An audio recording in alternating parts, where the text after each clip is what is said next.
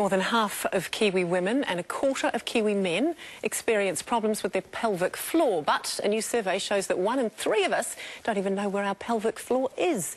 Joining me from Wellington is the president of Physiotherapy New Zealand, Gill Stotter, and pelvic floor physiotherapist Liz Charles. Morning to you both. Gill, if I can start with you. You commissioned the survey. How surprised were you by the findings in that people are just, well, they're ignorant or they just neglect their pelvic floor, they don't know where it is? I think the concern is that people don't understand where their pelvic floor is. And I think we want to really raise the awareness so people do understand, because there's so much that can be done to help.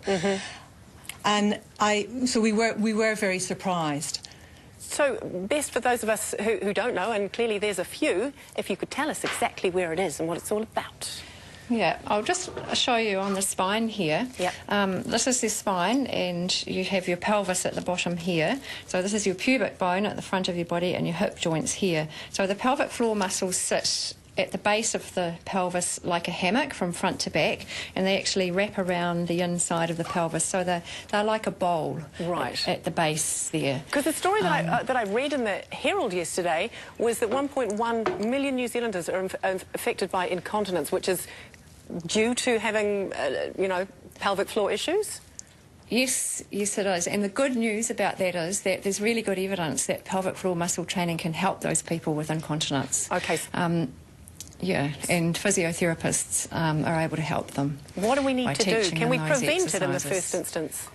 Yes, there's evidence that pelvic floor muscle training will help prevent incontinence. We know that pregnant women, 50% of them are likely to have incontinence, but the ones who are aware of their pelvic floor muscles and do pelvic floor training are much less likely to develop problems with leakage of urine. And it's essentially something you can do anywhere at any time. You just that's the beauty of it. Nobody knows you're doing it, because if you're doing it correctly and isolating the muscles, you can do them standing, sitting, lying. You can do them in a supermarket queue. Or driving the car. Or sitting here talking to you now. Absolutely. What sorts of things weaken the pelvic floor? I know childbirth is certainly one of them.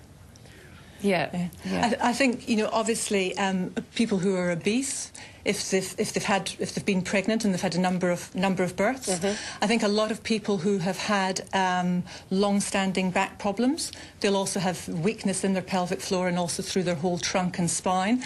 And I think what's so important is that we actually raise the awareness that something can be done. A lot of people don't want to talk about it and don't want to share it. It's one of those silent problems, and I think they think that they either just have to put up with it or they maybe have to wait until they have surgery. But I think the message is really about the importance that physiotherapists and specific exercises can do to actually help the problem. So that's really... Okay, sorry. In the first instance, the things you're going to notice that are going on that might indicate there is a problem are what? You might have problems when you cough or sneeze or laugh or jump or run. You have a little bit of leakage of urine. Some women will be going to the toilet a lot more often. They might need to go every hour, so you might notice if you're out with your girlfriends, you're going more often. You might be getting up at night several times to go, or you might have an uncontrollable urge and you don't always make it to the toilet, so you actually leak on the way. It's not just women either, is it?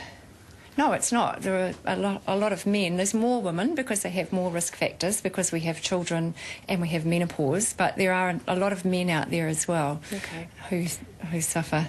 So the first port of call, if you think that any of those things are happening to you in terms of being able to learn how to do the exercises and what to do? Well, I think it's really important that they do see a health professional and a physiotherapist, and there's very good free exercise and videos that are on our Physiotherapy New Zealand website and also on with Incontinence New Zealand.